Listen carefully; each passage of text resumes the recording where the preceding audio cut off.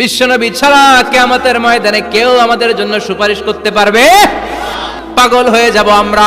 সূর্যটা মাথার কাছে, ক্ষুধায় তৃষ্ণায় জিহ্বাটা কুকুরের মতো বের হয়ে ঝুলতে থাকবে, মাথার মগজগুলো গলে গলে নাকের ছিদ্র দিয়ে কানের ছিদ্র দিয়ে বেয়ে বেয়ে পড়তে থাকবে। সবাই সাইয়েদনা আদম রে ধরবে, সাইয়েদনা আদম বলবে আমি পারবো না। সাইয়েদনা ঈসা আলাইহিস সালাম বলে এত জায়গায় ঘুরা লাভ নাই, জায়গা মতো যাও মিয়া, জায়গা মতো যাও। মাকামে মাহমুদে বিশ্বনবীকে সেজদায় পড়ে থাকতে দেখবা। বিশ্বনবী কাঁদতে থাকবেন, সেজদায় পড়ে কাঁদবেন। সবার জিকির ইয়া নফসি, বিশ্বনবীর জিকির ইয়া উম্মতি। বিশ্বনবীর কান্না দেখে আল্লাহর সহ্য হবে না। আল্লাহ বলবে না নবী ইরফা রাসাক, মাথা উঠান, যার জন্য সুপারিশ করবেন তাকেই জান্নাত দিয়ে দেব। বিশ্বনবী বলেন সব নবীর দুনিয়াতে একটা স্পেশাল দোয়া ছিল, সব নবীর ওই দোয়াটা দুনিয়াতেই করেছেন। বিশ্বনবী বলেন আমি আমার দোয়াটা কিয়ামতের দিন ওই দিন করে আমি তোমাদের সুপারিশ করে জান্নাতে পাঠায়া দেব।